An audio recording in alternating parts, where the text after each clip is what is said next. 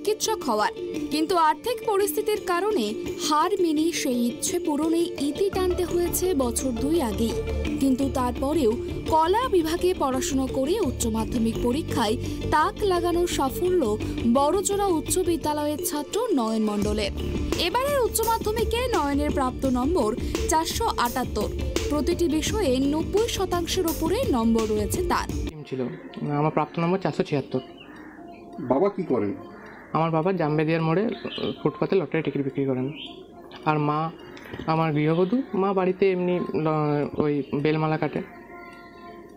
তুমি ভবিষ্যতে কী নিয়ে পড়াশোনা করতে চাও? ভবিষ্যতে আমি যখন মাধ্যমিকে আগে তাতে আমি ডাক্তার হওয়ার ইচ্ছা ছিল, কিন্তু তখন আর্থিক অসুবিধার জন্য আমি সায়েন্স নিতে পারিনি, আর্টস নিয়ে পড়তাম। তো এখন মনে হয় তাহলে যদি একজন ভালো নার্সও হতে পারি।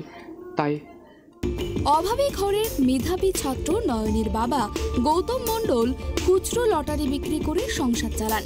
মা কাকলি মণ্ডল সাংসারিক কাজকর্মের পাশাপাশি বেলের মালা বানিয়ে বিক্রি করে তার থেকে সামান্য কিছু আয় করেন।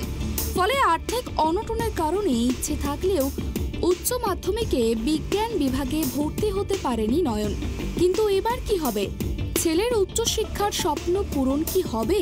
সেই ভেবেই দিন কাটছে বড়জোড়ার মণ্ডল দম্পতির। ছেলের সাফল্যে আজকে আমি খুব খুশি হয়েছি যে ছেলে অনেক পরিশ্রম করেছে, তার পরিশ্রমেরও ফল পেয়েছে। হ্যাঁ, আর এই সাফল্যের পিছনে স্কুলের মাস্টারও অনেক সাহায্য করেছে। তারপরে ওর বাবা যে কষ্ট করে ওকে রোদে জলে বসে ওর বাবা লটারি বিক্রি করে ফুটপাতে জামবেদের মোড়ে, অত কষ্ট করে যে ছেলেকে আজকে এত দূর নিয়ে যেতে পেরেছে, এটাতে আমার খুবই ভালো লাগছে। ওর বাবাও ভাবছে যে হ্যাঁ, কষ্ট করে আমি ছেলেকে যে পড়ালাম, তার ছেলে আজকে আমাদের মুখ দেখতে পেরেছে। শুনেছি আপনার ছেলে একজন চিকিৎসক হতে চায়, সেই স্বপ্ন কিভাবে পূরণ করবেন?